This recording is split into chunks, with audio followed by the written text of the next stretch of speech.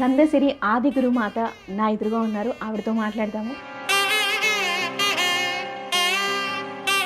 సమ్మక్క సారలమ్మకి మీకు ఉన్న సంబంధం ఏంటి? నాకు చిన్న వయసు నుంచే సమ్మక్క సారలమ్మ తల్లి అంటే ఎంతో నాకు భక్తి.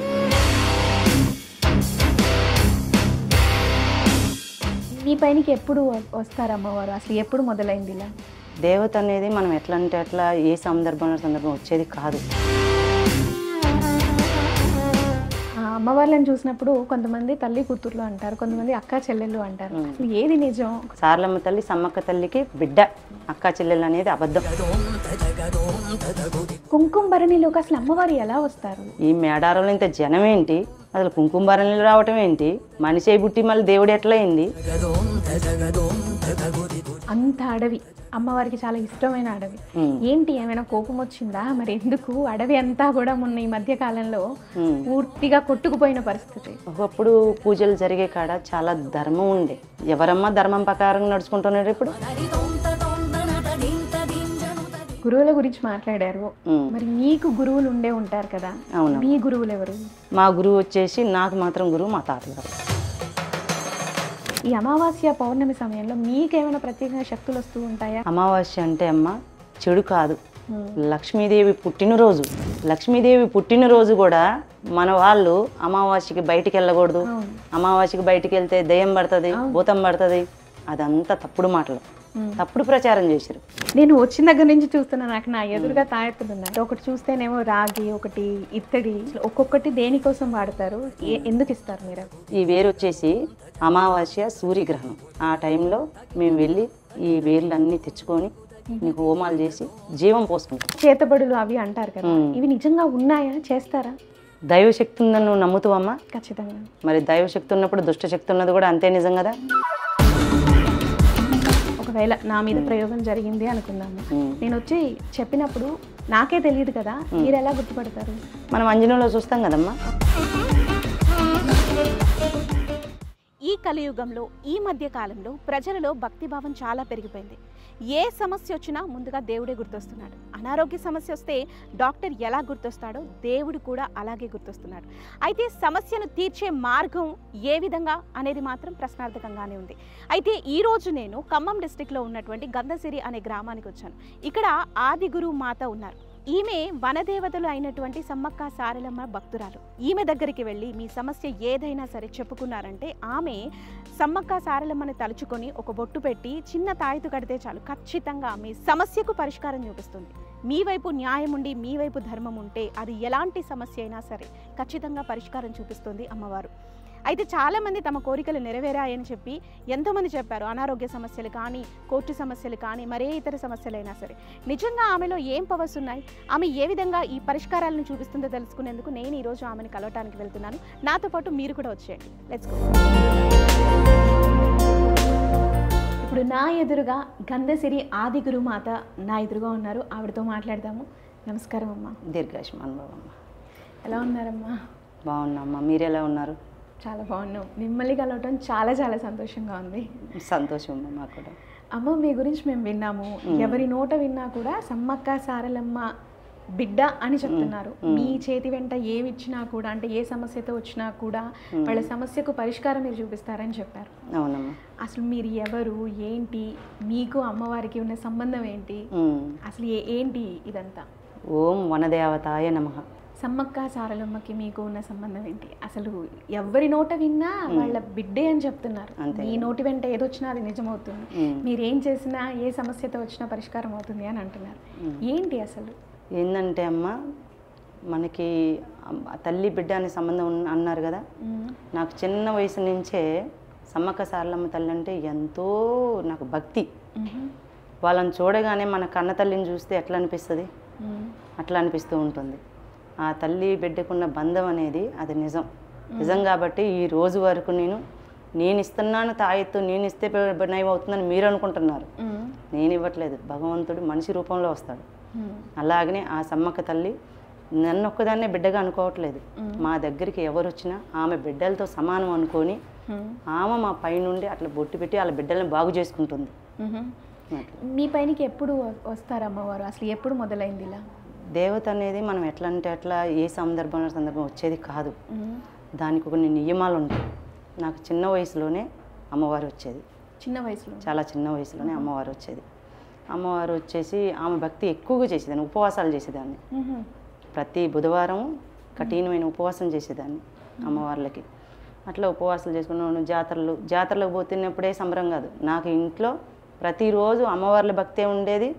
అమ్మవార్లకి నైవేద్యం పెట్టుకోవటం, బెల్లం, ఆమె పూజలు, ఆమెకు పువ్వులు పెట్టడం, ఎక్కడ ఏ చెట్టు కనబడ్డా 4 పువ్వులు తెంపుకోవటం, అమ్మవారి దగ్గర పెట్టుకోవటం, ఇక ఆమెనే చూస్తూ ఉండిపోవాలనిపించేది నాకు.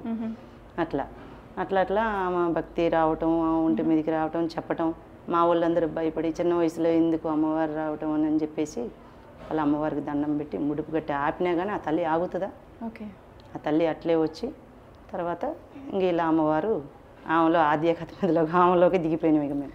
ఓకే. అంటే చిన్న వయసు నుంచి మీరు ఇలాగే చెప్తూ ఉన్నారు?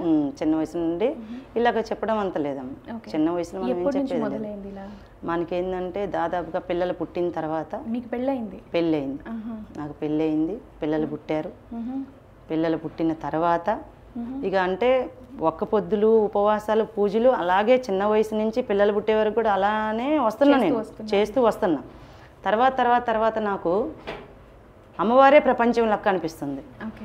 నేను ఎంత లేస్తాం, మనం అందరిలాగా మీలాగనే ఇంట్లో వంట చేసేదాన్ని, దేవుడు పూజలు చేసేదాన్ని, మీరు ఎలా ఉంటారో అలా ఉండేదాన్ని. కానీ నాకు ఎక్కువ అమ్మవారు భక్తిలో దిగిన కొద్దీ ధర్మ మార్గంలో నడవాలి, ధ్యానంలో వెళ్ళిపోవాలి, అమ్మవారి భక్తిలోనే ఉండిపోవాలి అనేది ఎక్కువగా నా మనసుకు అనిపించేసి ఇక దానిలోనే అమ్మవారిలోనే దిగిపోయినాయి నేను. కుటుంబం సపోర్ట్ చేశారా అమ్మ మీకు? మా అమ్మ నాన్న వాళ్ళంతా ఒప్పుకోలేదు. ఫస్ట్లో అందరూ ఎవరు ఒప్పుకోలేదు, ఇంట్లో వాళ్ళు కూడా ఒప్పుకోలేదు. తర్వాత ఏం చేసినామంటే ఇక ఎక్కువ అమ్మాయికి వాళ్ళకి కొన్ని అద్భుతాలు చూపించాము ఇంట్లో కూడా. అమ్మ వాళ్ళ ఇంట్లో కూడా ఆ తల్లి ఏ మహత్యం చూపించాలో ఆ మహత్యం వాళ్ళకి చూపించేసింది.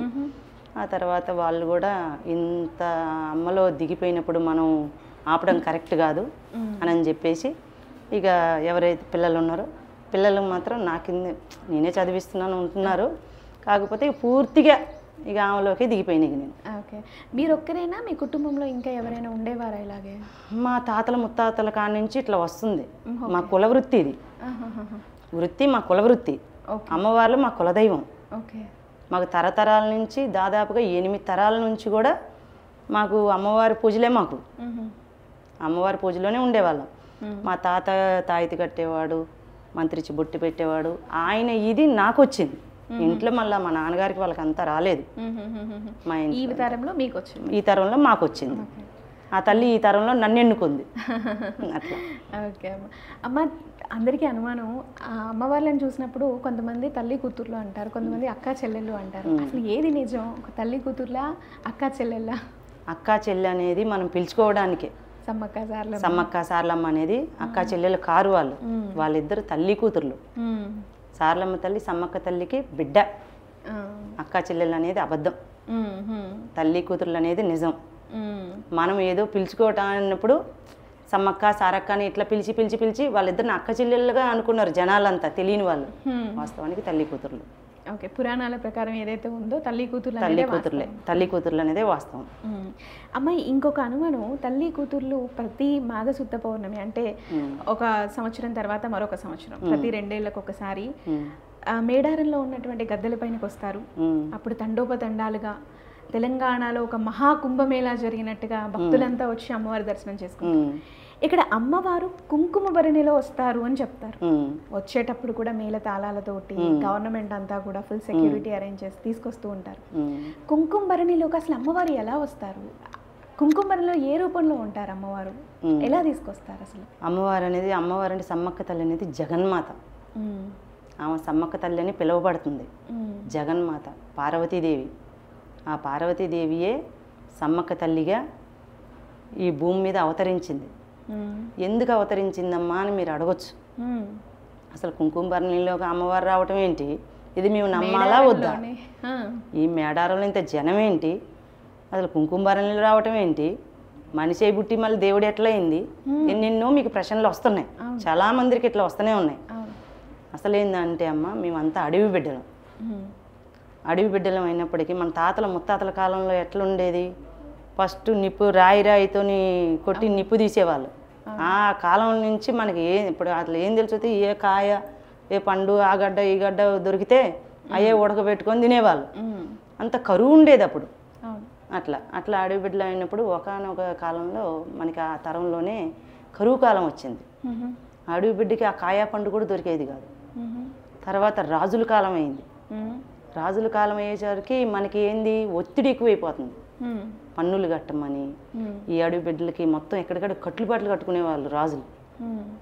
ఏది దొరికేది కాదు. కొన్ని రోగాలు, దీర్ఘకాలిక వ్యాధులు ఉంటాయి చూసామా, తెలియని వ్యాధులతోని, ఇప్పుడు మన కరోనా ఎట్లా వచ్చింది అట్లకనే కొన్ని వ్యాధులతోని తినటానికి తిండి లేక, ఉండటానికి గుడిసి కూడా లేక చాలా అవస్థలు పడుతున్నారు అడవిబిడ్డలు. ఊని ఏడుస్తున్నారు. ఆ సమయంలో పార్వతీ పరమేశ్వరులు వీళ్ళు ఇట్లా ఉండంగా వాళ్ళు వస్తుంటారు. మన తదాస్తు దేవతలు ఎట్లయితే తిరుగుతుంటారో పార్వతీ పరమేశ్వరులు కూడా అడవి కదా, అడవి ఎక్కడుంటే దేవుళ్ళు అక్కడే. ఇప్పుడు పౌర్ణమికి అట్లా వస్తుంటారు అన్నమాట, భూలోకానికి వస్తుంటారు. అది వాస్తవం, అబద్ధం కాదు. అట్లా ఒక పౌర్ణమికి పార్వతీ పరమేశ్వరులు అక్కడ ఉండేటప్పుడు కొంతమంది బిడ్డలు, అడవి బిడ్డలు ఏడుపిన పడింది, దుఃఖం. ఆ దుఃఖమైన పార్వతీదేవి అసలు ఏంది ఈ దుఃఖం, ఏంది ప్రజలు ఏదో నా బిడ్డలు అల్లాడుతున్నట్టుగా అనిపిస్తుంది అని వచ్చేసి చూస్తే, అబ్బా ఏంది ఇది, కరువు కాలం వచ్చేసింది, రోగాలతో బాధపడుతుంటారు, తిండి లేకుండా బాధపడతారు నా అడవి బిడ్డలు. మళ్ళీ వాళ్ళు మొక్కిదేంది, అమ్మ తల్లి జగన్మాత వనదేవత నువ్వే ఉన్నావమ్మ అంటారు. మరి నా బిడ్డలు ఎంత అల్లాడతారా, నేనే పోయి వాళ్ళని కాపాడుకుంటా అని శివయ్య దగ్గర ఆజ్ఞ తీసుకొని ఆ పార్వతీదేవి సమ్మక్క తల్లిగా ఆ అడవిలో ఊరుగల్లపట్నం మేడారం ఉంది కదా, ఆ మేడారంలో ఆమె జన్మించడం జరిగింది. ఆమె జన్మం ఎట్ట జరిగిందమ్మా అంటే, ఆ తల్లి ఒక పసిబిడ్డ అయ్యి ఒక చెట్టు కింద క్యారమని ఏడుస్తుంది. ఏడుస్తుంటే ఆమె చుట్టూ పులులు కాపలా ఉన్నాయి, పెద్ద పెద్ద పులులు కాపలా ఉన్నాయి. అటుగా కోయదర వస్తున్నాడు, ఎవరు, మేడల రాజు. మేడల రాజుకి పిల్లలు లేరు. మేడల రాజుకి పెళ్ళి కొన్ని సంవత్సరాలు గడిచిపోయింది, పిల్లలు లేరు. పిల్లల కోసం ఎప్పుడు ఆ తల్లిని అడుగుతూ ఉంటాడు. అదే విధంగా ఒక రోజు ఆయన ఇంటి ముందు పడుకుంటారు కదా, పడుకున్నప్పుడు ఆ రోజు ఒక రోజు రాత్రి, అమ్మా నాకు ఎప్పుడు ప్రసాదిస్తావు బిడ్డని, నిన్నే నమ్ముకొని బతుకుతున్నావు, ఈ బిడ్డలందరూ నా బిడ్డలు అనుకునే బతుకుతున్నా, కానీ నా వంశాన్ని నిలబెట్టేటోళ్ళు కూడా కావాలిగా అని ఆయన వేడుకొని పడుకుంటాడు. తెల్లారి ఈయన అడవి పొలానికి వెళ్తుంటాడు. మరి అడవి మనుషులు ఏం చేస్తారు, పొలం వేటకెళ్ళంది తప్పదు కదా. వేటకెళ్ళినేసరికి అక్కడ అమ్మవారు క్యారమని ఏడుస్తుంది. చిన్నపిల్లలకి చుట్టూరు పెద్ద పుల్లలు ఉన్నాయి. ఒక 10 మంది పోతారుగా వేటకు, ఒక్కళ్ళు బోరుగా. పోయినప్పుడు చూసి ఎవరో పిల్ల ఏడిపిన పడుతుంది, పసిబిడ్డ ఏడిపిన పడుతుంది అని నేను చూసి వస్తానంటే, పెద్ద పుల్లులు ఉన్నాయాడ, మనం ఎందుకు పోవాలని కొంతమంది, నేను పోయి చూసి వస్తాగండి అని పోయేసరికి ఆయన అక్కడికి పోగానే ఆ పులులన్నీ మాయమైంది. ఆయన ఆ బిడ్డను చూడగానే అక్కడ ఉన్న పులులన్నీ, ఆయన పులులను చూసుడు, ఆ పులులన్నీ మాయమైపోయింది. ఆ బిడ్డని అలాగే ఎత్తుకొని భగవంతుడి వనదేవత ఇచ్చిన ప్రసాదం మాకు ఇది అనుకొని ఇంటికి తెచ్చిండు. ఇంటికి తెచ్చిన తర్వాత గుడాన్ని అందరినీ పిలిచిండు. అడవిలో నాకు ఈ బిడ్డ దొరికింది, పసిబిడ్డ అని చెప్పేసి మళ్ళీ ఆమె పేరు పెట్టాలి కదా, తారకామునిని పిలిచారు. మునీశ్వరులు ఉంటారు కదా, ప్రతి రాజ్యానికి ఒక రాజుకి గురువు అనేది ఉంటాడు కంపల్సరీ. అట్లనే తారకామునీశ్వరుని పిలిచారు.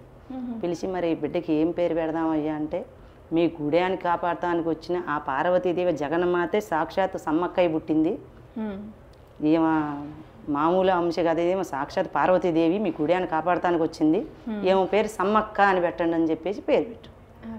సమ్మక్క అనే నామకరణం చేసిండు. సమ్మక్క అన్న ఆ రోజు అంతా వాళ్ళకి సంబరాలు జరిగినాయి.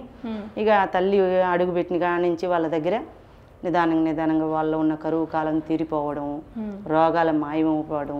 ఏమో పెద్ద అవుతున్న కొద్దీ వనమూలికలు ఉంటాయి కదా, ఎవరికైనా ఇంత బాగలేకపోయినా, ఎవరికైనా ఏమైనా ఇబ్బంది అనారోగ్యం పరంగా వచ్చినా ఆ వనమూలికలు ఈ వనమూలికలు తేవడం, వాళ్ళకి పసర్లు పోయడం, ఏర్లు నూరి కడుపులోకి దాగిపించడం, వాళ్ళు బాగా అయ్యేటోళ్ళు. అట్లా చేసుకుంటూ వచ్చేది ఆ తల్లి.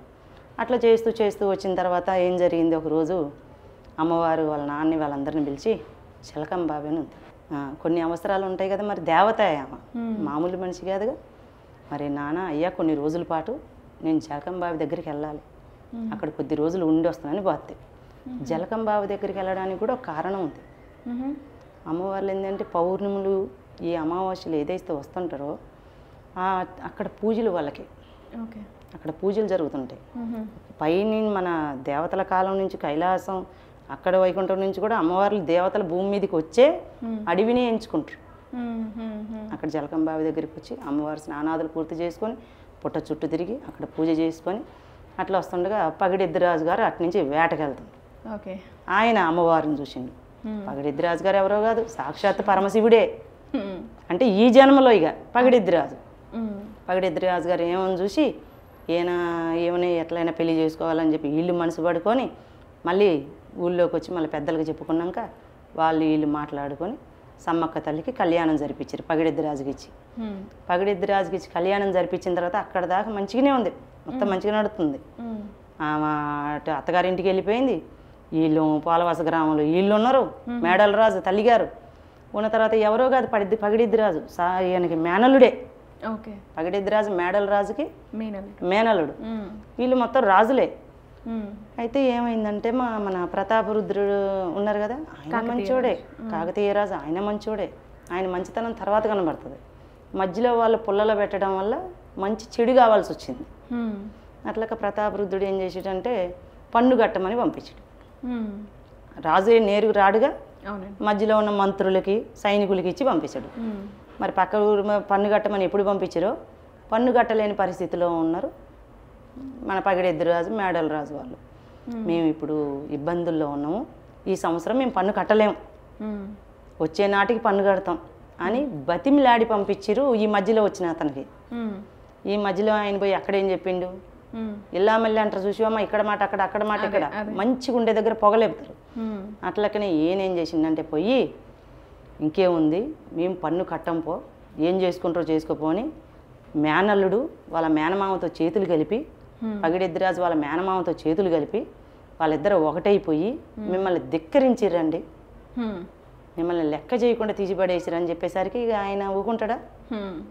ఆయనకి ఇంకా బాగా కోపం పెరిగిపోయింది. కోపం పెరిగిపోయి యుద్ధానికి సిద్ధంగా అండి. మళ్ళీ నీతి ఉంది, రాజనీతి, ఎమ్మటే వచ్చి పడరు. అయితే మేము యుద్ధం ప్రకటిస్తాం, మీరు పన్ను కట్టనన్నారుగా, ఇక యుద్ధం చేయండి ఇక మాతోనని చెప్పేసి చెప్పారు. యుద్ధం ఒకరోజు సరే ఇక మేము ఎంత బతిలాడిపోయాం. వీళ్ళు పగిడిద్దిరాజు వాళ్ళు ఏమంటారు, అరే మేము ఎంత బతిలాడి చెప్పినా కూడా రాజు కాపాడాల్సిన రాజా, రాజు అంటే నువ్వు తండ్రివే, నీ బిడ్డలకు ఒకరికి ఎగిసుత్తి ఒకరికి ఎగసదు, నువ్వు దగ్గరగా హక్కుని తీసుకునేది పోయి నువ్వు యుద్ధం ప్రకటించవే, ఇక మేము ఎందుకు వెనక దగ్గుతాం, యుద్ధానికి సై అన్నారు వీళ్ళు. యుద్ధానికి వాళ్ళ దగ్గర మరి పెద్ద రాజు దగ్గర ఏముంటాయమ్మా, పెద్ద పెద్ద ఆయుధాలు ఉంటాయి.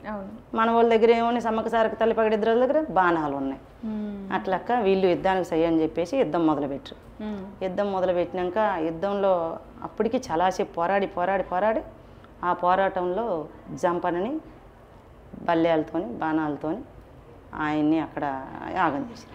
తర్వాత పగిడిద్దిరాజుకి తగిలిన తర్వాత సమ్మక్క తల్లికి తెలిసింది. సమ్మక్క తల్లి అంటే కాళికామాత రూపం, అగా బంగారు తల్లి ఆ కాళికామాత రూపం. ఇక ఆమె ఆగుత్తా, కొడుక్కి భర్తకు దెబ్బ తగిలిందంటే ఇక బాణాలు వేసిరని తెలవగానే ఆమె తల్లి బిడ్డ సారలమ్మ తల్లి సమ్మక్క తల్లి ఇద్దరు బాణాలు తీసుకొని వాళ్ళు యుద్ధానికి మొదలుపెట్టారు. యుద్ధానికి అక్కడ వస్తున్నప్పుడు సమ్మక్క తల్లి ఆడ బరిలో దిగినాక బాణాలు అసలు ఎట్లా పోతున్నాయి అంటే అమ్మ, ఎక్కడో అంతమంది సైన్యానికి కూడా ఆమె బెదరలేదు. ఆడపిల్ల ఆదిపరాశక్తి అంటారు చూసివా, ఆ తల్లి ఆ శక్తిని అక్కడ చూపించేసింది.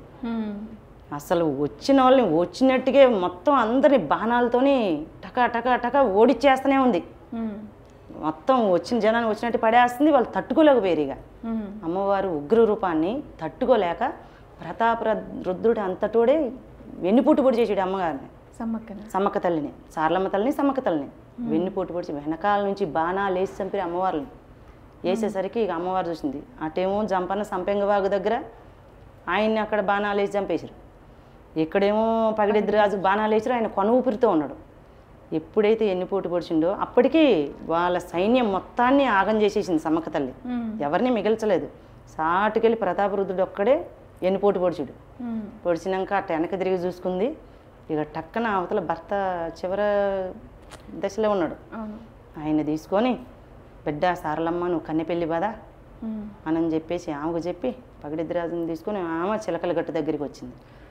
చిలకల గుట్ట మీద నెమలనార చెట్టు ఉండేది. ఆమె అక్కడికి వెళ్ళిపోయి దాని కింద ఒక గుహ ఉంటుంది, ఆ గుహలోకి వెళ్ళిపోయింది. పోత ఇక ఆమె వెళ్ళిపోయింది, ఇక భర్తను తీసుకొని ఆమె వెళ్ళిపోయింది. వెళ్ళిపోయిన తర్వాత మరి ఆమెను నమ్ముకునే కదా గూడెం అంతా ఉంది, అడవి బిడ్డలను కాపాడటానికి వచ్చిందిగా తల్లి. మరి ఆమెను నమ్ముకున్న ప్రజలంతా ఏమైపోవాలి? ఇప్పుడు ఆ తల్లి లేదు అని తెలిస్తే ఆ ప్రజల బాధ ఏంది, ఎవరికి చెప్పుకుంటారు? కాపాడాల్సిన తల్లే హతమైపోయింది. ప్రజల దృష్టిలో అమ్మ లేదు అనుకుంటున్నారు. ఇక లేదు అనుకునే సమయం నా బిడ్డలకు మళ్ళీ అన్యాయం జరగకూడదు, మాట ఇచ్చిందిగా కాపాడుతానని అని చెప్పేసి ప్రతాపరుద్రుడు స్వప్నంలోకి పోయి, నేను జగన్మాతని, సాక్షాత్ పార్వతీదేవిని, నీవు ఇట్లా ఎన్నిపోటు పొడిచింది ఎవరికో కాదు, పార్వతీదేవికే. అది ఒక శాపం ద్వారాగా ఇట్లా చేయబడి ఉంది. అది ఈ రోజుతో నీకు పోయింది. మళ్ళీ నువ్వు నీ కర్మ పోవాలంటే నన్ను, నా కూతుర్ని, పగడిద్దరాజుని జంపాలని మాకు జాతరలాగా జరగాలి, పెద్ద జాతర. మేము ఎన్ని తరాలైనా కానీ మా బిడ్డలు మేము కాపాడుకుంటూ వస్తూనే ఉంటాం. మాకు జాతర నిండుగా జరగాలి, జైతుగా, ఎంతోమంది జనాలతోనే, డప్పులు మేళాల సంబరాలతో జరగాలి అని చెప్పేసి ఆయన కళ్ళలోకి చెప్తాడు. మరి నేను ఎట్లమ్మా గుర్తుపట్టేదని అని అడుగుతాను. నేను పలానా పసుపుకు నా బిడ్డ పసుపు భరణిలో వస్తుంది, నెమలే కన్నెపల్లి నుంచి నా కూతురు వస్తుంది పసుపు భరణిలో. ఎప్పుడు బుధవారం, నేను గురువారం కుంకుమరల నుంచి వస్తా, పలానా నాగ శుద్ధ పౌర్ణమి ఆ రోజు వచ్చి తీసుకుపోండి అని చెప్పుద్ది. చిలకల గుట్టలో ఉంటానని చెప్పి, చిలకల గుట్టలో ఉంటాను నేనని చెప్పేసి సమ్మక్క తల్లి చెప్పింది. సార్లమ్మ తల్లి ఏమో కన్నెపల్లి దగ్గర ఉంటానని చెప్పేసి ఆమె చెప్పింది. చెప్పిన తర్వాత ప్రతాపరుద్రుడు ఇక పొద్దున్నే లేచి మళ్ళీ అందరికి చెప్పుకోవాలిగా, గుడి ఆయన అంతా పిలిపించుకొని చెప్పుకొని ఆయన పశ్చాత్తాపడ్డాడు, క్షమాపణ కోరుకొని ప్రజల దగ్గర కూడా ఇక పలాని వాళ్ళు తేవాలి నన్ను అని చెప్పిందిగా ఆయనకి. ఆ పలాని వాళ్ళని తీసుకొని పోయి అమ్మవార్లు ఇక ఒక 5 మంది పోతారు. ఫస్ట్ ఒక 5 మంది పోయినాక ఫస్ట్ సార్లమ్మ తల్లి పసుపు భరిన గుహలో నుంచి బయటకు వస్తుంది. 5 మంది కంటే 5 మంది చూడరు, 4 బయటే ఉంటారు. ఒక్క ఆయనే వెళ్తాడు అందులో. ఒక్క ఆయనే వెళ్ళి ఆ పసుపు భరణి బయటికి తెచ్చుకొని బయటకు వస్తుందిగా. బయటకు వచ్చిన పసుపు భరణి ఆయన ఆడికి పోయిందే గుర్తుంటుంది, ఆడికి పోయిన తర్వాత ఆయన గుర్తుండదు. ఇక అంతా అమ్మవారి నిండా చేతిలోకి వచ్చేస్తాను, తెలియకుండానే చేతిలోకి వస్తుంది.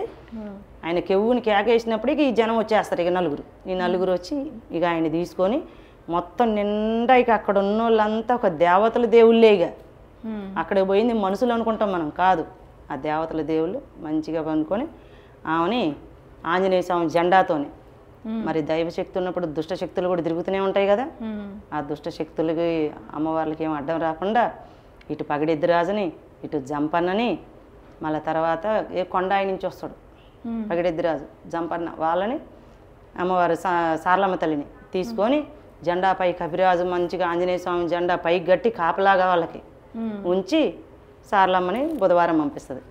సమ్మక్క తల్లి గురువారం చిలకల గట్టులోంచి మళ్ళీ ఇదే విధంగా మళ్ళీ అదే 5 మంది పోయి ఎర్ర గుడ్డలు కట్టుకొని పసుపు రాసుకొని గజ్జలు వేసుకొని దండలు వేసుకొని అమ్మవారికి నమస్కరించుకొని అడిగిపోయినాక మళ్ళీ అదే సార్లమ్మ తల్లి ఎట్లా వచ్చింది, సమ్మక్క తల్లి అదే విధంగా వస్తుంది.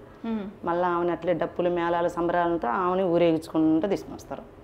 అమ్మ, ఈ మధ్యకాలంలో మేడారంలో కూడా అంత అడవి, అమ్మవారికి చాలా ఇష్టమైన అడవి. ఏంటి, ఏమైనా కోపం వచ్చిందా? మరి ఎందుకు అడవి అంతా కూడా మొన్న ఈ మధ్య కాలంలో పూర్తిగా కొట్టుకుపోయిన పరిస్థితి, ఎందుకు ఆమెకి అంత కోపం ఎందుకు వచ్చింది? ఎందుకు అలా జరిగింది? మేడారంలో అమ్మవారు సాక్షాత్తు ఉన్న స్థలంలోనే అలా ఎందుకు జరిగింది? మీరు అడిగిన క్వశ్చన్ మంచిదే, కానీ ఇప్పుడు కాలం జరుగుతున్నది ఏంది అని అంటే, ఒకప్పుడు పూజలు జరిగే కాడ చాలా ధర్మం ఉండే, ధర్మం ప్రకారంగా నడుచుకున్నారు. ఎవరమ్మా ధర్మం ప్రకారంగా నడుచుకుంటున్నారు? ఇప్పుడు అమ్మవారి పేర్లు చెప్పుకొని వ్యాపారాలు చేస్తున్నారు. ఆ తల్లికి నచ్చుతా ఆమె పేర్లు చెప్పుకొని వ్యాపారాలు చేస్తే ఆమె ఒప్పుకుంటుందా? అట్లా కొన్ని పాపాలు అనేది పెరిగిపోయినాయి అమ్మ. అంతకుముందు మేడారం ఎట్లా ఉంది, 2 ఏళ్ళకి ఒకసారి మేడారం జాతర వచ్చేది, 2 సంవత్సరాలకు ఒకసారి జాతర వచ్చేది, మాఘశుద్ధ పౌర్ణమికి వచ్చేది జాతర. జరిగేది అసలు 4 రోజులు, 3 రోజులు జాతర కరెక్ట్గా జరుగుద్ది. 4వ రోజు ఉదయం నుంచి దర్శనం చేసుకునే వాళ్ళు దర్శనం చేసుకొని సాయంత్రం వరకు ఎవరి ఇళ్ళకి వాళ్ళు వెళ్ళిపోతారు, బయలుదేరిపోతారు. 5వ రోజు అసలు ఎవరు ఉండరు. ఇప్పుడు అలా ఉందమ్మా, ప్రతిరోజు జాతర అంటారు, వెళ్తూనే ఉంటారు, వస్తూనే ఉంటారు, బాగానే ఉంది. దాంతో మినీ జాతర అని పెడుతున్నారు, అసలు ముఖ్యమైన జాతర 2 సంవత్సరాలకు ఒక్కసారే వచ్చేది. అట్లా అది కాకుండా కొన్ని చాలా పాపాలు కూడా పెరిగిపోయింది. ఇక ఆ తల్లి భరించలేకపోయింది. ఇప్పుడు కొన్ని ఎంతగానో చూస్తుంది, భరించలేనంత పాపం పెరుగుతున్నప్పుడు కొట్టకపోతూనే ఉంటాయి, గుర్తు చేస్తుంటుంది, అట్లా భయం చూపిస్తుంటుంది. ఇప్పటికైనా మీరు మారండి, మీరు మంచి ధర్మం ప్రకారంగా నడుచుకోండి అని ఆమె హెచ్చరిస్తూనే ఉంది. ప్రకృతి హెచ్చరిస్తూనే ఉంటుంది ఎప్పటికప్పుడు మనకి. కానీ ఏంట్రు అదే విధికి చేస్తుంటారు. అట్లా చేస్తున్నప్పుడు సునామీలు, భూకంపాలు, అన్ని కరోనాలు వస్తూనే ఉంటాయి ధర్మం తప్పిన ప్రతి చోట. అమ్మవార్లను చూసినప్పుడు సమ్మక్క తల్లి ఏమో పులి పైన కూర్చొని ఉంటారు, పులి వాహనంగా తీసుకుంటారు. ఇటుపక్క సారలమ్మ ఆమె కూతురు చూస్తేనేమో జింకని వాహనంగా చేసుకొని ఉంటారు. ఆ రెండూ చూస్తే మాకు తెలిసిన ప్రకారము పులికి జింకకి అసలు పడదు. జింకని చూసిందంటే పులి ఎప్పుడెప్పుడు తిందామా, ఎప్పుడెప్పుడు వేటాడదామా అని చెప్పి చూస్తూ ఉంటుంది. ఆ రెండు ఒక్కచోట ఎలా ఉన్నాయి? ఆ తల్లి కూతుర్లకి వాహనాలుగా ఎలా అయ్యాయి? మంచి ప్రశ్న అడిగావమ్మా. శివయ్య మెల్ల ఏముంది? పాము ఉంది. మరి గణపతి వాహనం ఏంటి? ఎలుక. పాము ఎలకని మింగలేదా? మరి సుబ్రహ్మణ్య వాహనం నెమలి. మరి నెమలి పావుని మింగలేదా? పాము ఎలకని మింగుతుంది, నెమలి పావుని మింగుతుంది. మరి ఇవన్నీ ఉండే పులి నెమలిని మింగుతుంది. ఇవన్నీ ఉండేప్పుడు అన్ని వాహనాలు వాళ్ళ కుటుంబంలో చూడు అన్నీ ఉన్నాయి. అంటే ఒక క్రూరమైన ఒక్కటిని మించి ఇంకొకటి ఉంది. అవునా కదా? అలా అన్ని సమానంగా భగవంతుడు చూస్తున్నాడు, మనల్ని నేర్చుకోమని చెప్తున్నాడు. నేనే ఒక క్రూరమైన జంతువుని దగ్గరే పెట్టుకున్నా, నా కొడుకు దగ్గర ఒక సున్నితమైన జంతువుని నా దగ్గరే పెట్టుకున్నా. ఇన్ని రకాలుగా మనకు నేర్పుతున్నారు. కానీ మన వాళ్ళు దాన్ని ఎప్పుడు చూసినా ఒక పాముగాను, ఇది శివయ్య వాహనం, ఇది అమ్మవారి వాహనం ఇట్లక్కనే చూస్తున్నారు తప్ప అందులో నుంచి నేర్చుకోవట్లేదు. చెడు మంచి రెండు ఒక్కడే ఉంటాయి. ఆ చెడుని మనం మంచిలాగా చేసుకున్నప్పుడే అది ఒక ధర్మం అవుతుంది. అది కూడా మనం అర్థం చేసుకోవాలి. ఒక కుటుంబంలో మంచి వాళ్ళు ఉంటారు, గొడవలు పెట్టుకునే వాళ్ళు ఉంటారు, రకరకాలుగా ఉంటారు, ఒకటే రకంగా ఉండలేరు. 5 వేలే ఒక సమంగా లేనప్పుడు కుటుంబంలో ఉన్న మనుషులు ఎట్లా ఉంటారు? అంత అలా ఉన్నా కానీ మాకు మీరు పూజలు చేస్తుంటారు కదా, మీరు మమ్మల్ని చూసి నేర్చుకోండి. మేమే ఇంత ఓపికతోని ఈ ప్రకృతిని సృష్టిని అంతా కాపాడుకుంటూ వస్తున్నాం కదా, మీరు మా నుంచి ఏమి నేర్చుకున్నారు? వాళ్ళు చూస్తున్నారు, ఆయన అన్ని రకాలుగా చెప్తూనే ఉన్నాడు, గురువు రూపంలో చెప్తూనే ఉన్నాడు, ఎన్నో రకాలుగా చెప్తూనే ఉన్నారు. వాళ్ళు మనకి హెచ్చరిస్తూనే ఉన్నది ప్రకృతి, భగవంతుడు. ఎప్పటికప్పుడు ఏమైనా నేర్చుకుంటున్నారు తల్లి? ధర్మం తప్పుకుంటే పోతున్నారు ప్రతిసారి. మీరు గురువుల గురించి మాట్లాడారు, మరి మీకు గురువులు ఉండే ఉంటారు కదా, మీ గురువులు ఎవరు? మా గురువు వచ్చేసి నాకు మాత్రం గురువు మా తాతగారు. మీ తాతగారు? మా తాతగారు చిన్న వయసు నుంచి ఆయనే నన్ను ఎమ్మడ పెట్టుకునేవాడు. ఆయన సమ్మక్క సారలమ్మ తల్లి పూజలు ఆయన చేసేవాడు. ఆయన ఎవరికైనా బాగలేదు, ఇంత చికాకు ఏదన్నా అనిపించిందంటే ఇంత బొట్టు పెట్టేవాడు, ఇంత తాయితి కట్టేవాడు. బాగా మా నాన్నగారు అంతా వాళ్ళ ఆయుర్వేదం, నాటు మందులు ఇచ్చేవాళ్ళు. సమ్మక్క తల్లి మరి నాటు మందులే కదమ్మా ఇచ్చింది, అడవి బిడ్డలం కదా. మాకు ఉద్యోగాలు ఇవన్నీ మా తాతల ముత్తాతలు కానీ చేసేవాళ్ళు కాదు. ఇప్పుడు చదువుతున్నారు. అప్పుడు అంతా ఇదే మా కుల వృత్తి. ఇది మా కుల వృత్తి. మా తాత ఇది చేశాడు, అందరికి రాకుండా ఈ విద్య నాకు వచ్చేసింది. మా తాత నాకు నేర్పడం కాదు, ఇది అమ్మవారు తీసుకున్నది మమ్మల్ని. మా తాతను ఎంచుకున్నప్పుడు ఇప్పుడు నన్ను ఎంచుకుంది. ఇక మాకు ఇదే సాంప్రదాయకం ఇలా వచ్చేసింది. ఆ తర్వాత మాకు మాత్రం ఈ గురువులు ఉన్నారు చూడమ్మా, సప్త గురువులు, సప్త మహారుషులు అంటారు, సప్త గురువులు అంటారు. ఈ గురువులంతా కూడా మనకి ఆదర్శం మాకు. అంటే మా తాతలు మా చెప్పేవాళ్ళు, పలానా ఆయన భరద్వాజుల వారు ఆ గురువు గారు, ఈయన వశిష్ఠుల వారు, ఈయన గౌతముల వారు, ఆయన కశ్యపుల వారు, ఆయన అత్రి మహర్షి, ఆయన జమదగ్ని, ఈయన విశ్వామిత్రులు. ఇట్లా 7 గురువులు. వీళ్ళ నుంచి మేము ఏం నేర్చుకున్నామమ్మా అంటే ఆధ్యాత్మికత. దానివల్ల ఎంత సాధించవచ్చు అంటే ఒక మనిషి, నువ్వు ఎవరు అసలు, నువ్వు ఎవరు అన్నప్పుడు ఏం చెప్తావు? పలానా, నా పేరు పలానా, ఇది మా నాన్నగారి పేరు ఇది అని చెప్తావు. అది కాదు, అసలు నీలో ఒక ఆత్మ ఉంది చూడు, అసలు దాన్ని అడగు, నువ్వు ఎవరు అనేది. నువ్వు అడిగితే నీకు తిరిగి సమాధానం చెప్పలేదు కదా, నువ్వు ధ్యానం చేయి, ఆధ్యాత్మికతలోకి వెళ్ళి ప్రశాంతంగా కూర్చొని రోజుకు 1 గంట అయినా నువ్వు మంచిగా ధ్యానం చేయి. ఆ ధ్యానంలో నువ్వెవరో నువ్వు తెలుసుకుంటావు. అసలు నువ్వు ఎట్లా ఈ భూమి మీదకి ఎందుకు వచ్చినావు, అసలు ఈ సృష్టి ఏంటి, నువ్వేంటి అనేది నేర్పేదే మనకి ఆధ్యాత్మికత అంటారు దాన్ని. ఓకే. ఆ గురువు గారులు కూడా వాళ్ళు ఎంతో ధ్యానాలు చేసి, తపస్సులు చేసి, ఎంతో సాధన చేసి, వాళ్ళు వాహనాలు అప్పట్లోనే మన ఈ విమానాలు ఉన్నాయి చూడు, వాళ్ళు అప్పట్లోనే తయారు చేసిరు చక్క విమానాలు. వైద్యం కూడా వాళ్ళు చేసిరు. వాళ్ళు రకరకాల వ్యాధులకి ప్రతి రాజు కుటుంబానికి ఒక గురువు ఉంటాడు. అంటే ఎన్ని రకాలుగా ఉన్నారు, వైద్యపరంగా ఉన్నారు, ఇటు ఇలా అమ్మవార్లు ఒక ధ్యానం చేసి శక్తులు సంపాదించి ఆ శక్తుల ద్వారా కూడా నయం చేసిన వాళ్ళు ఉన్నారు. 2 రకాలు ఉన్నారు గురువులలో, వైద్యము ఇటు దైవశక్తి. వాళ్ళేంటో వాళ్ళు తెలుసుకొని ఆ భగవంతుడు, ఆ ఈశ్వరుడు, ఆ ముక్కంటి దగ్గర వరం తెచ్చుకొని ఇట్లా ఎంతోమందిని అప్పటి నుంచే బాగు చేసుకుంటూ వస్తున్న సంప్రదాయం ఇది. ఇప్పుడు మనకి ఇప్పుడిప్పుడు వచ్చింది కాదు, ఇది మన గురువుల నుంచి వచ్చిన సంప్రదాయమే ఇది. అట్లా వాళ్ళ తరం అట్లా అట్లా అట్లా అట్లా మీ తాత ముత్తాతల నుంచి ఇప్పుడు మీకు మనకు వచ్చింది అట్లా. ఇందాక మీరు ధర్మం గురించి మాట్లాడుతున్నారు. మేడారంలో జరిగిన సంఘటన గురించి చెప్పినప్పుడు కూడా ధర్మం అదుపు తప్పింది అని చెప్పేసి. అసలు మీ దృష్టిలో ధర్మం అంటే ఏంటి, సనాతన ధర్మం అంటే ఏంటి? ధర్మం అంటే ఇప్పుడు ఒక భార్యాభర్తలు ఇద్దరు కలబడుతున్నప్పుడు అక్కడ నువ్వు ఉంటావు, వీళ్ళు ఇట్లే కలబడాలి, బాగా కొట్టుకోవాలి అనేది అధర్మం. వాళ్ళు కొట్టుకున్న దానికంటే ఆ భార్యని ఎవరైతే కొడతాడో భర్త, ఆయనకంటే ఎక్కువ తప్పు నీకే వస్తుంది. చూసిన దానికి నువ్వు అధర్మంగా నిలబడి చూసావుగా, ఇప్పుడు తగలరాని దెబ్బే తగిలింది ఆమెకి, పడిపోయింది. అదే నువ్వు అడ్డం పడి ఉంటే అంత దెబ్బ ఆమెకు తగలపోవుగా, ఆ మనిషికి ఏమి ఇబ్బంది జరగకపోవుగా. కానీ నువ్వు సంబరం పడుకుంటూ కూర్చున్నావు అంటే అప్పుడు ఏంటి అర్థం, నువ్వు అధర్మంగా నిలబడిపోయినావు. అదే భార్యాభర్తలు ఇద్దరు గొడవ పడుతున్నప్పుడు నువ్వు వెళ్ళి అడ్డుపడి ఆమె గొడవను అడ్డుకున్నట్టయితే నువ్వు ధర్మంగా, నీకు సింపుల్గా చెప్తాను నేను, మామూలుగా నువ్వు అక్కడ వాళ్ళని ఇద్దరి గొడవలు 4 మాటలు చెప్పి వాళ్ళ గొడవ సర్దుమణిగిస్తే వాళ్ళలో సఖ్యత పెరిగేది. నువ్వు ఒక ధర్మం పక్కన నిలబడింది అని అవుతావు. సనాతన ధర్మం అన్నావు చూడు, సనాతన ధర్మం అంటే ఎవరో ఇస్తే తీసుకునేది కాదది. మన భక్తిలో నుంచి ఫస్ట్ భక్తి ఉండాలి, భక్తిలోంచి పుట్టుకొస్తుంది. మన మనసుని చాలా నిర్మలంగా ఉంచుకోవాలి. సనాతన ధర్మం వైపు నిలబడాలి, ప్రతి మనిషి నిలబడాలి. ఎలాగంటే మన అమ్మా నాన్న ఉన్నారు, అమ్మా నాన్నల్ని గౌరవించరు కొంతమంది. అమ్మా నాన్నల్ని గౌరవించుకుంటే తల్లిదండ్రుల తర్వాతే ఎవరైనా, తల్లిదండ్రుల తర్వాతే గురువు తర్వాతే దైవం.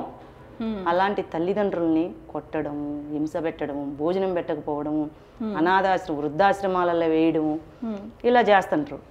మరి అప్పుడు సనాతన ధర్మం అక్కడ నిలబడిందా? నిలబడలేదు. నేను అందరికీ చెప్పేది ఒకటే, ఎవరైనా సరే సనాతన ధర్మం కోసం మీరు ఎక్కడో ఎత్తుక్కునేది కాదు, అది కొట్లో దొరికేది కాదు, మీ ఇంట్లో నుంచే మొదలవుతుంది. మీ అమ్మ, మీ నాన్నని, మీ కుటుంబాన్ని, మీ భార్యని, మీ పిల్లల్ని, మీ భర్తని మీరందరూ సక్రమంగా చూసుకుంటూ దైవభక్తితో ముందుకెళ్తూ, ఎవరికైనా ఏదైనా ఆపద జరిగింది అంటే అది నాకే జరిగిందని ముందుకెళ్ళి కాపాడినప్పుడే సనాతన ధర్మం నిలబడుతుంది. మనకెందుకులే, వాడు చేస్తే చచ్చుడు, వాడు పోతే పోయినలే అని తప్పుడు మాటలు మాట్లాడుకోకూడదు. అక్కడ కూడా అమ్మో మనకి వచ్చింది ఆ బాధ, మందే ఆ బాధ అనుకొని ముందుకెళ్ళి వాళ్ళని కాపాడుకోవాలి. అది సనాతన ధర్మం. ఇందాక మనం మాట్లాడుతున్నప్పుడు మీరు దేవతలకి అమావాస్య, పౌర్ణమిల గురించి చాలా గొప్పగా చెప్పారు. ప్రతి పౌర్ణమికి అమ్మవార్లు అక్కడి నుంచి ఇక్కడికి వచ్చి ప్రత్యేకంగా పూజలు చేస్తారు. ముఖ్యంగా వాళ్ళకి అడవి అంటే ఇష్టం, వనదేవతలకి వచ్చి పూజ చేస్తారని చెప్పారు. అమావాస్యని మనమేమో భయపడిపోయి చూస్తూ ఉంటాం, పౌర్ణమిని సంతోషం, భయం లేదు, కానీ అమావాస్య అనగానే భయపడిపోతూ ఉంటారు. ఈ అమావాస్య, పౌర్ణమి సమయంలో మీకేమైనా ప్రత్యేకంగా శక్తులు వస్తూ ఉంటాయా? మీరు ఎలా చెప్తారు అసలు వీటిని? అమావాస్య అంటే చెడు కాదు, లక్ష్మీదేవి పుట్టినరోజు. లక్ష్మీదేవి పుట్టినరోజు కూడా మన వాళ్ళు అమావాస్యకి బయటికి వెళ్ళకూడదు, అమావాస్యకి బయటికి వెళ్తే దయ్యం పడుతుంది, భూతం పడుతుంది, అదే అవుతుంది, అమావాస్య రోజు ఏ పని మొదలు పెట్టకూడదు అని అనేసి అంటుంటారు. అదంతా తప్పుడు మాటలు, తప్పుడు ప్రచారం చేశారు. అమావాస్య లక్ష్మీదేవి పుట్టినరోజు. ఆ రోజు మంచిగా మనం దీపం ధూపం నైవేద్యం పూలు పండ్లు మంచిగా పెట్టుకొని అమ్మవార్లకి ఇల్లంతా సాంబ్రాణి పొగ వేసుకొని మంచిగా చేసుకుంటే లక్ష్మీదేవత మంచిగా నిలబడిపోతుంది మనకి. అంతేగాని అమావాస్య అనేది చెడు కాదు, మనం మంచి పనులు చేసుకోవచ్చు. కొంతమంది తప్పుడు ప్రచారాలు చేస్తుంటారు, అది తప్పుడు భావనలు, అవన్నీ కాదు. పౌర్ణమి ఇప్పుడు కొన్నాళ్ళు వెన్నెల కొన్నాళ్ళు చీకటి, మనకి చీకటి వస్తుంది వెన్నెల వస్తుంది, 15 రోజులు చీకటి 15 రోజులు వెన్నెల. మరి మనకి అమావాస్య ఉన్నప్పుడు మనం అంతగానంగా బాధలు పడి పౌర్ణమి వచ్చినప్పుడు అంతగానంగా సుఖాలు అనుభవించినవా? మనం చేసే కర్మ కొద్దిగా ఏదైనా ఉంటుంది, మనం చేసే పనిని బట్టే ఉంటుంది ఏదైనా. అమావాస్య పౌర్ణములు 2 దేవతల రోజులే, ప్రతిరోజు దేవత రోజే. ఈ అమావాస్య పౌర్ణమి రోజు మీకేమైనా ప్రత్యేకంగా అనిపిస్తూ ఉంటుందా ఎప్పుడైనా? అమావాస్య పని ప్రతిరోజు మనకి దేవత భక్తిలో ఉంటాం కాబట్టి ప్రతిరోజు మనకి దేవతగా మంచిగా వినిపిస్తూనే ఉంటుంది, కళ్ళతో చూసుకుంటూనే ఉంటాం, పూజలు చేస్తాం. సమ్మక్క సారలమ్మకి పౌర్ణమి అంటే ఇష్టం కదా, మామూలుగా అమ్మవారికి కూడా పూజ చేసేది పౌర్ణమి రోజే కాబట్టి మీకు ఆ రోజు ఎలా ఉంటుంది? చాలా మంచిగా అనిపిస్తుంది. సాక్షాత్తు అమ్మవార్లు మాకు కనబడుతున్నట్టు కనిపిస్తుంది, కనబడతారు. ఓకే. సాక్షాత్తు మేము పౌర్ణమి రోజులు కూర్చుంటాం కదా, పూజలు చేసేటప్పుడు మాకు కొన్ని శబ్దాలు వినిపిస్తుంటాయి, అమ్మవార్లు కనబడుతుంటారు. మా దేవత ధ్యానంలో ఉండిపోతాం కదా మనం అక్కడ అమ్మవార్ల ముందు, మనకి మంచిగా అనిపిస్తుంది చాలా. మీ తాత ముత్తాతల నుంచి మీకు ఇది కులవృత్తి అన్నారు, మీ తాతయ్య గారే మీ గురువుగా మీకు అన్ని నేర్పించారని చెప్పారు. నేను వచ్చిన దగ్గర నుంచి చూస్తున్నా, నాకు నా ఎదురుగా తాయెత్తులు ఉన్నాయి, అసలు అందులో ఏమున్నాయి, ఏ తాయెత్తు ఏంటో, ఒకటి చూస్తేనేమో రాగి, ఒకటి ఇత్తడి, ఒకటి చూస్తేనేమో వెండి లా కనిపిస్తుంది.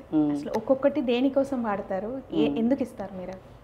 మనకి ఎందుకు ఇస్తామంటే అమ్మ, రాగి వలన ముందు మనకి ఇది ఎప్పుడైతే శరీరం మీద ఉంటుందో మన లోపల ఉండే వేడిని చల్లారుస్తుంటుంది.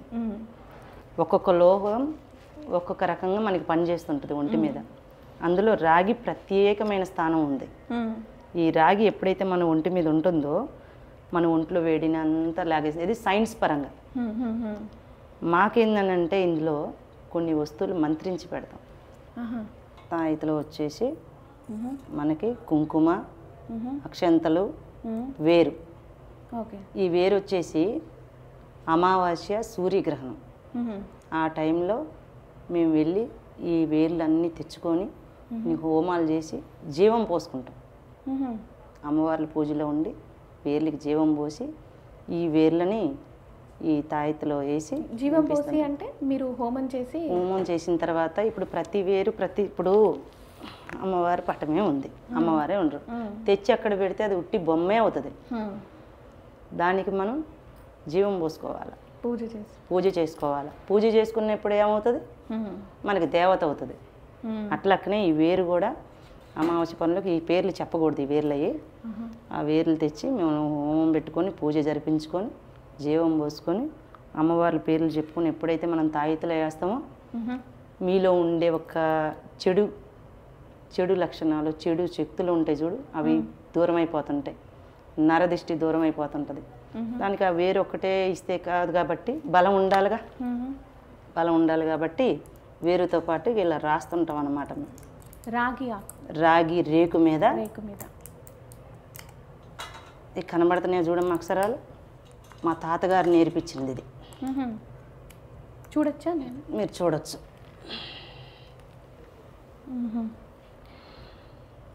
ఈ రాతలు అర్థం కావట్లేదు, అవి అర్థం కావమ్మా. అట్లా అప్పుడు దీని మీద మనం ఇవన్నీ రాసి మంత్రాలన్నీ రాసి మనం ఈ రేకుని పూజించి ఈ తాయెత్తు పెడితే ఎంతటి రోగమైనా నయమవుతుంది. మనకి ఏమన్నా నరదిష్టి ఉంటుంది కదా, నరదిష్టి తొలగిపోతుంది, ఆర్థిక సమస్యలు తొలగిపోతాయి. అంటే ఒక్కొక్కటి ఒక్కొక్క దానికి రాస్తాం అట్లా. ఇప్పుడు అందరూ ఒకటే సమస్యతో రారు కదమ్మా, కాబట్టి ఎవరెవరికి ఏ సమస్యతో వస్తారో కొన్నిటికి ఏంటంటే అన్ని సమస్యలు ఉన్న వాళ్ళు కూడా ఉంటారు. అన్ని సమస్యలు ఉన్న వాళ్ళకి కూడా అన్ని కలిపి కొన్ని రాసి పెడుతుంటాం. కొంతమందికి కోట్ల ఆస్తులు ఉంటాయి, మనశ్శాంతి అనేదే ఉండదు. ఈ కాలంలో ఎవరికి ఉండట్లేదు, పేదోడికి లేదు మనశ్శాంతి, ఉన్నోళ్ళకి మనశ్శాంతి లేదు. మనశ్శాంతి లేని వాళ్ళు ఏం చేస్తారు ఎక్కువగా, ఇప్పుడు ఆకలి అయినప్పుడే కదా అన్నం తినేది, బాధ వచ్చినప్పుడే భగవంతుడు గుర్తొస్తాడు. అప్పుడు ఎవరు చెప్పినా అక్కడికి ఉరికి ముందు మనం బాగా కావాలి, బాగా అయితే చాలనిపిస్తుంది. అట్లకనే ఎప్పుడైతే మనకు మనశ్శాంతి దొరకదో భగవంతుడు అనేవాడు మనకి చెప్తూనే ఉంటాడు, నువ్వు పలానా దగ్గరికి వెళ్ళు, పలానా దగ్గరికి నువ్వు పో, నిన్ను బాగు చేస్తా అని మన మనసుకి ఒక పక్క చెప్తూనే ఉంటాడు. అట్లక్క మన దగ్గరికి వచ్చిన వాళ్ళు చాలామంది ఉన్నవాళ్ళు, చాలామంది ఉన్నారు. అప్పుడు వాళ్ళు వచ్చిన వాళ్ళకి వాళ్ళ సమస్యలు తెలుసుకొని మనం ఈ రాసి వేస్తుంటాం. దీనివల్ల బాగుపడ్డ వాళ్ళు కూడా చాలామంది ఉన్నారు.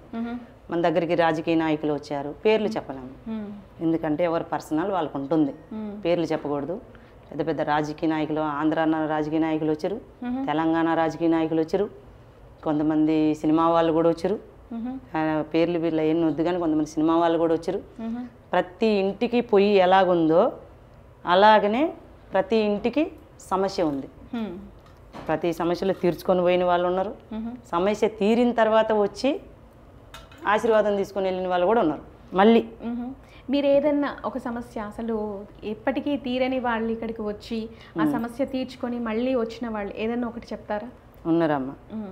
ఎక్కడంటే పేర్లు అయ్యేంత వద్దు, ఫుల్ కోట్లు పడిగెత్తారు డబ్బుకి, ఒక్కళ్ళిద్దరు కాదు. ఇట్లా నా దగ్గరికి ఒక 10 మంది దాకా వచ్చారు. సమస్య ఏంటి? సమస్య ఏంటంటే ఎప్పుడు తాగుతూనే ఉంటారు వాళ్ళ పిల్లలు, ఎప్పుడు తాగుడు మీదనే ఉంటారు. ఇక మనం ఎన్ని హాస్పిటల్కి చూపించినా కానీ ఎక్కడెక్కడ తిప్పినా కానీ వాళ్ళకి నయం అవ్వకపోగా ఎన్నో పూజలు చేపించుకొని ఎందరో దగ్గరికి తిరిగి ఇసుకు ఎత్తి లాస్ట్ మూమెంట్లో నా దగ్గరికి వచ్చిన వాళ్ళు ఉన్నారు. ఇక్కడికి వచ్చాక ఆ సమ్మక్క సారలమ్మ దేవి దేవతలందరి అనుగ్రహంతో వాళ్ళని కూర్చోబెట్టి పూజ చేసి మంత్రించి ఆ తాయితి కట్టిన తర్వాత 3 సార్లు వచ్చి వెళ్ళారు. అట్లా 3 సార్లు తిరగాలి పూజలకి. తిరిగి వెళ్ళిన తర్వాత ఇప్పుడు మంచిగా అన్నీ బంద్ చేసుకొని హ్యాపీగా భార్యతో పిల్లలతో వాళ్ళ వృత్తిలో మంచిగా ఉన్నారు. అట్లా చాలా మందికి జరిగింది అలా. కొంతమందికి ఏంటంటే తెలియని వ్యాధులు, హాస్పిటల్కి పోతే ఏ వ్యాధి లేదంటారు. అరే నాకు కడుపు నొప్పి లేస్తుందిరా, మామూలుగా చెప్తున్నా, మా కడుపు నొప్పి లేస్తుందయ్యా నాయన అని హాస్పిటల్కి పోతే ఏది తీసినా ఏ వ్యాధి లేదంటారు. ఇలాంటి వాళ్ళు చాలా మంది ఉంటారు. ఏ వ్యాధి లేదంటారు. ఏ వ్యాధి లేదన్నప్పుడు మన దగ్గరికి మన గురించి తెలుసుకొని వచ్చిన వాళ్ళు చాలా మంది ఉన్నారు. వాళ్ళకు కూడా మనం చేసే ఎలా తెలుస్తుంది వాళ్ళు వచ్చిన తర్వాత ఇదే సమస్య అని? వాళ్ళకి ఇదే సమస్య అని ఎలా తెలుస్తుందంటే మాకు అంజనం ద్వారాగా చూసుకుంటుంది. మా తాతగారు ఇచ్చిన ఇది, మా తాతగారు ఈ పెట్టె మా తాతగారిది. మా తాతగారు నాకు ఇచ్చారు, నాకు నేర్పించారు, విద్య నేర్పించి ఇది నాకు ఇచ్చారు. ఇచ్చిన తర్వాత దీంట్లో నేర్పించారు కదా తాతగారు, మొత్తం అమ్మవార్ల దయ, అది ఒకరు నేర్పితే వచ్చేది కూడా కాదు కాబట్టి గురువు ఉండాలి ఖచ్చితంగా.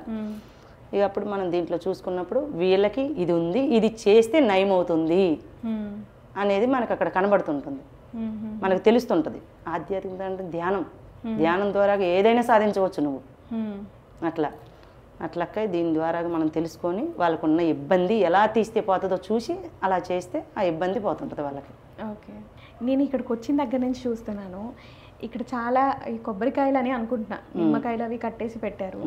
ఇలాంటి మేము కూడా చూస్తూ ఉంటాం. మేము ఎక్కడికైనా వెళ్తే గుడికి మాకు కొబ్బరికాయ ఇస్తారు, దానికి ఓ ఎర్ర బట్టతో కట్టేసి గుమ్మానికి కట్టండి అని చెప్తూ ఉంటారు. అలా కడుతూ ఉంటాం. కొన్ని కొబ్బరికాయలు కుళ్ళిపోతాయి, నీళ్లు కారిపోతూ ఉంటాయి. భయం వేస్తుంది వాటిని చూసిన టైంకి. అంటే మాకేంటి ఇంత దిష్టి ఉందా అది అని చెప్పేసి భయపడిపోతూ ఉంటారు.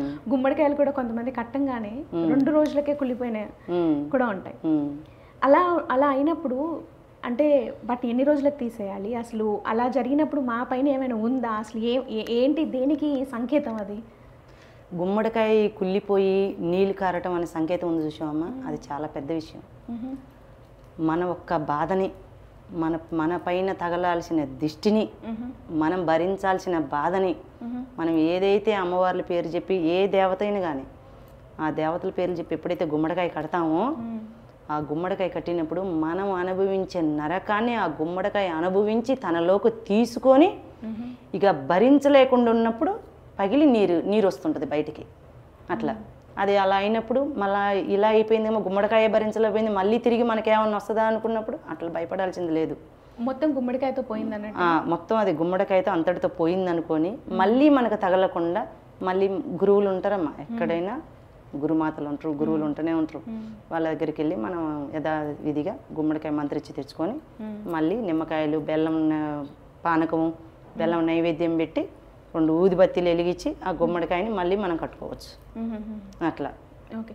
ఇప్పుడు ఈ కొబ్బరికాయని కూడా కడతాం కదమ్మా, అది ఎన్ని రోజులకు తీసేయాలి, ఎన్ని రోజుల వరకు వాటి పవర్ ఉంటుంది? 3 నెలల వరకు ఉంటుందమ్మా. 90 రోజులు. 90 రోజులు ఉంటుంది. 90 రోజులు ఉంటుంది. నిమ్మకాయలు కడతాము, 3 కులాల దారం కడతాము. ఎలాంటి దుష్టశక్తులు, చెడు గాలి, చెడు దృష్టి పడకుండా మనం ఒక దుక్కుని తిరుగుతున్నామా ఈ కాలం. నేను ఒక మనిషి పొద్దున్న లేచిందంటే ఎన్నో ఊర్లు, ఎన్నో ఇల్లులు, ఎన్నో గడపలు దాటి వస్తుంటారు, అవునా కదా? వాళ్ళమ్మటి ఎలాంటి చెడు రాకుండా, ఎలాంటి నరదృష్టి తగలకుండా అయ్యేస్తుంటాం. 3 నెలల వరకు పనిచేస్తుంది. అట్లా. ఇక్కడ ఒక డౌట్ అమ్మా, ఇక్కడ నిమ్మకాయ కట్టారు దిష్టికి అని చెప్తున్నారు. మాకు మీరు మామూలుగా ఇలా మేము ఎక్కడికైనా గుడికి వెళ్తే ఒక నిమ్మకాయ చేతిలో పెడతారు, దిండు కింద పెట్టుకొని పడుకోండి అని చెప్తారు. చూస్తే నిమ్మకాయలని అమ్మవారికి కూడా మాలలు వేసి పెడుతూ ఉంటారు. ఒకే నిమ్మకాయని ఇన్ని రకాలుగా వాడుతున్నారు, ఎందుకు? ఒక నిమ్మకాయని అన్ని రకాలుగా ఎందుకు వాడుతున్నారంటే, ఇప్పుడు మనం నీరసం వస్తుంది మనకి. ఇప్పుడు మీరు ఉన్నారు, మీరు మాట్లాడి మాట్లాడి మాట్లాడి నీరసం అయిపోతారు. మాత్ర కూడా ఇవ్వలేని అంత శక్తిని ఒక్క నిమ్మకాయ రసం నీళ్ళల్లో పిండి గింత ఉప్పేసి ఇవ్వగానే ఇక ఎమ్మటే ఆ హుషారు వచ్చేస్తుంటుంది. నిమ్మకాయలో అంత శక్తి ఉంది. అటు మన లోపలుండే ఆత్మకి రక్షణ ఇస్తుంది, కాపాడుతుంది. మరి మన పైన నుంచి అది ఇది నెగిటివ్ అన్నీ ఉంటాయి కదమ్మా, చెడు శక్తులు దిష్టి పిష్టి తగలకుండా, అవి ఉండకుండా, ఎలాంటివి సోకకుండా, చెడు గాలులు సోకకుండా ఉండడానికి దిండి కింద పెట్టుకొని మండుకొని చెప్పలే, మన పైన ఉండే చెడు దృష్టిని, చెడు అంతా లాక్కోవడానికి ఆ నిమ్మకాయ ఎప్పుడైతే పెట్టుకుంటామో అదంతా నిమ్మకాయలోకి వెళ్ళిపోతాయి. గుమ్మడికాయ పగిలిపోవట్లే అట్లా ఇక్కడ నిమ్మకాయ కూడా అంతే విధంగా పనిచేస్తుంటుంది. మేకలు బలివ్వకుండా, ఇప్పుడు ఒక గుమ్మడికాయ 100 మేకలతో సమానం. ఒక నిమ్మకాయ చూస్తే ఇంతే ఉంది, 100 కోళ్ళతో సమానం. అవి అన్ని ఒకటేసారి నువ్వు దిష్టి తీయటానికి 100 మేకలు కొయ్యలేస్తావా? 100 నిమ్మకాయలు కొయ్యలేస్తావా? 100 కోళ్ళు కొయ్యలేస్తావా? ఒక్క నిమ్మకాయతోనే అయిపోతుంది కదా పరిష్కారం. ఇక్కడే భగవంతుడు చూపించింది కదా, వాటికి హానికరకుండా ఇక్కడే చూపిస్తుండే కదా. అట్లా అప్పుడు కోళ్ళు కోస్తారు, ఏటలు కోస్తారమ్మా, అది హానికరం కాదమ్మా అని అనొచ్చు మీరు. అది తాతల తరాల నుంచి వచ్చేది, అది మనం ఎవరిని తప్పుపడటానికి లేదు. భగవంతుడు సృష్టించిన సృష్టిలో ఆయన నడిపించేదే ఇదంతా. దుష్ట శక్తులు కూడా ఆయన కనుసన్నల్లో మనల్ని కాపాడుకోవడానికి అట్లా ఆయన సృష్టించిందే ఇదంతా. అమ్మ, ఇందాక మీరు అంటున్నారు దిష్టి తగులుతుంది అని చెప్తారు. ఇలాగే ఎవరైనా ఒక వ్యక్తి ఎదుగుతుంటే ఆ ఎదుగుతున్న వ్యక్తిని దించేయాలి అని చెప్పి వాళ్ళపైన చెడు శక్తులను ప్రయోగించి పూజలు చేస్తారు. ఈ చెప్పకూడదు కానీ చేతబడులు అవి అంటారు కదా, ఇవి నిజంగా ఉన్నాయా? చేస్తారా? దైవశక్తి ఉందని నువ్వు నమ్ముతావమ్మా? ఖచ్చితంగా. మరి దైవశక్తి ఉన్నప్పుడు దుష్టశక్తి ఉన్నది కూడా అంతే నిజం కదా. దేవతల కాలం నుంచి దేవతలు ఉన్నారు, రాక్షసులు ఉన్నారు. దేవతలకి రాక్షసులకే యుద్ధం జరిగింది కానీ మనిషికి దేవతకు జరగలేదు కదా. అప్పటి నుంచే ఈ అనేది దుష్ట పూజలు, దుష్ట శక్తులు అనేది ఉంటూనే ఉన్నాయి. దైవశక్తి ఎంత ఉందో దుష్టశక్తి అంతే ఉంది. ఆ దుష్టశక్తి అనేది కనిపించకుండానే లోన్ లోన్ లోన్ హరించేస్తుంది. కోటీశ్వరుని మంచిగా ఎదిగేవాడిని పడేయగలదు, ఆరోగ్యంగా ఉన్నవాడిని మంచం పట్టించగలదు. ఇలా చాలా మంది మన దగ్గరికి బాధలతో వచ్చారు. అలాంటి వాళ్ళకు కూడా మనం నయం చేసాం. మా దగ్గర ఉండే కొన్ని వేర్లతోని, కొన్ని తాయితులతోని, నిమ్మకాయలతోని అమ్మవారిని ధ్యానించుకొని. ఎలా గుర్తుపడతారు? ఇప్పుడు ఒకవేళ నా మీద ప్రయోగం జరిగింది అనుకుందాము, నేను వచ్చి చెప్పినప్పుడు నాకే తెలియదు కదా, మీరు ఎలా గుర్తుపడతారు? మనం అంజనంలో చూస్తాం కదమ్మా. మీకు చెప్పేస్తుంది అక్కడ. మనం అంజనంలో చూస్తాం కదా, మీరు వచ్చి కూర్చున్నారు, మీకు మంచిగా ఉందంటే మంచిగా ఉందనే చెప్తుంది. ఓకే. మీకు ఏం లేదు, ఎవరు చేశారో కూడా తెలుస్తుందమ్మా మీకు? అది మనం చెప్పకూడదమ్మా. అదంతా ఓకే. మనకి ఎవరు చేస్తారు ఏం చెప్పకూడదు. అసలు చేతబడి అనే మాటే రాకూడదు. ఓకే. అసలు అది అవసరం కూడా లేదు. వచ్చిండ్రు ఎవరైనా బాగలేదని వచ్చిరా, వాళ్ళ సమస్య తీర్చేంత శక్తి మనకి ఇచ్చింది కదా, మనం బాగు చేసి పంపించడం వరకే. చేతబడి అనే మాటే మనకు అసలు అవసరం కూడా లేదు. మనం బాగు చేసేంత ఉంది, బాగు చేసి పంపించడమే. ఎలా చేస్తారు బాగు చేయడం అంటే? బాగు చేయటం అంటే అమ్మ కొన్ని వేర్లు ఇస్తాం, కొన్ని తాయితలు ఇస్తుంటాం. వేర్లు ఎలా ఉంటాయి? ఎలా ఉంటాయంటే అమ్మ, కొన్ని చెడు పూజలు అని అన్నావు కదా ఇందాక, నువ్వు అడిగావు కాబట్టి అది కూడా చెప్పింది నేను. ఇది వచ్చేసి మనకి బలమురి. ఈ సన్నగా ఉండేది ఎడమురి. బలము ఎడము. ఎడమురి, బలమురి. బలమురి. ఇవి వచ్చేసి తేలుకొండలు. మాకు అడవిలో మొత్తం దొరుకుతూ ఉంటాయి ఇవి. అవును. ఇవి వచ్చేసి తేలుకొండు. ఇది అడవి గుమ్మడికాయ. సేమ్ గుమ్మడికాయ ఆకారంలో ఉంది చూడు, పట్టుకో, గుమ్మడికాయ ఆకారంలో ఉంది. అది వచ్చేసి మనకి అడవి గుమ్మడికాయ. అది సామాన్యంగా దొరకదు, కొన్ని దుక్కుల నుంచి తెచ్చుకుంటాం అయిపోయి. ఓకే. ఇవి వచ్చేసి గోమతి చక్రాలు, ఇది వచ్చేసి ముత్యపు శంకు.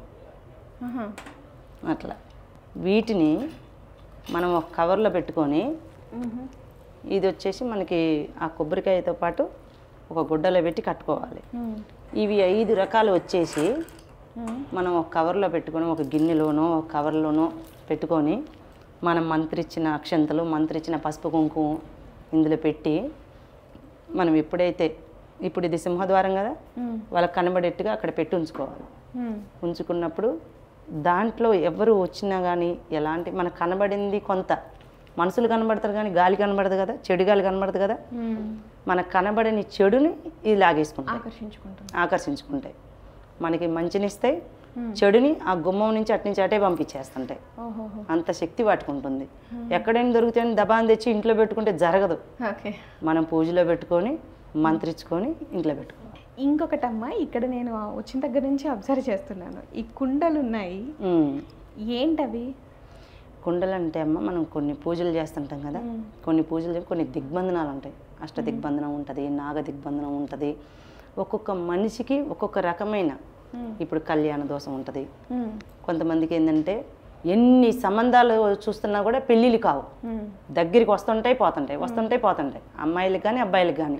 కొంతమంది పెళ్ళిళ్ళు జరగక బాధపడే వాళ్ళకి, కొంతమంది అనారోగ్యంతో బాధపడే వాళ్ళకి, నాగదోషం ఉన్న వాళ్ళకి, ఇలా సంతానం లేని వాళ్ళకి, ఒక్కొక్కరికి ఒక్కొక్క రకంగా ఒక కుండ పెట్టి మనం అక్కడ ముగ్గు వేసి పూజ పెట్టి, వాళ్ళకి ఆ నిమ్మకాయలతోని, ఆ గుమ్మడికాయలతోని, అక్షంతలతోని, పువ్వులతోని అవన్నీ తీసి అందులో వేసి అవి తీసి మేము బయట వదిలేస్తుంటాం. వాళ్ళ పైన ఉండే చెడు శక్తి, ఎందుకంటే మనం ఒకళ్ళని బాగు చేసినప్పుడు అదంతా ఎందులోకి వస్తుంది, మనం తిప్పే నిమ్మకాయలోకి, మనం తిప్పే ఒక అక్షంతల్లోకి, మనం తీసే ఒక గుమ్మడికాయలోకి వస్తుంది.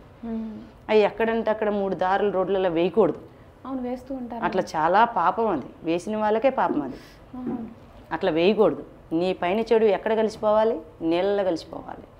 అప్పుడు మనం దాన్ని తీసుకెళ్ళి అలా దూరంగా పడేస్తాం, మనుషులు తిరగని చోట పడేస్తాం. పడేసినప్పుడు అంతటితో ఆ చెడు అనేది వెళ్ళిపోతుంది. అట్లా దానికోసం ఆ కుండలు.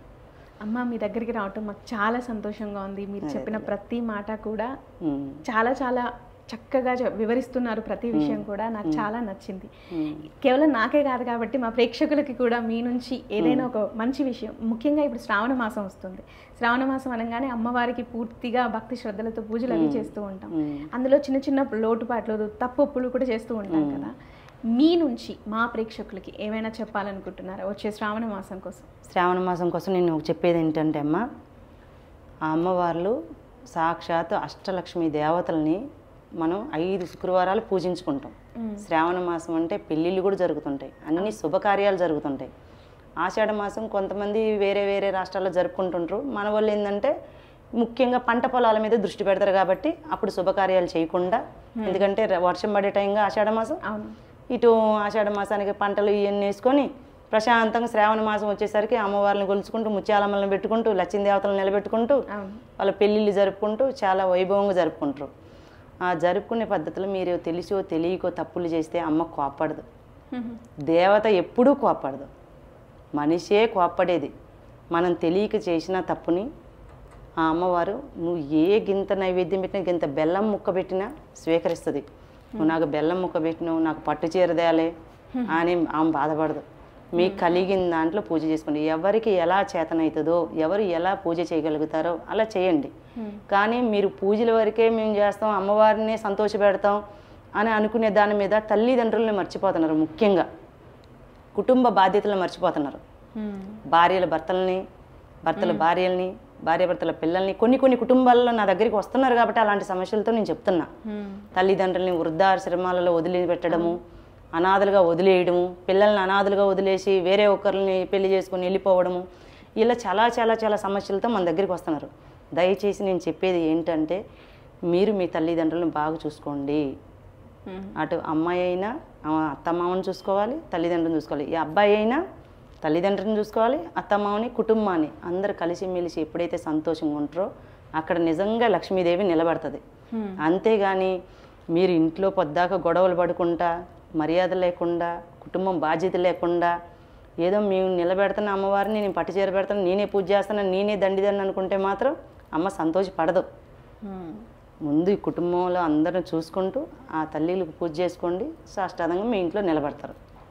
అది చాలా మంచి విషయం చెప్పారమ్మా. చాలా చాలా సంతోషం. సంతోషం తల్లి.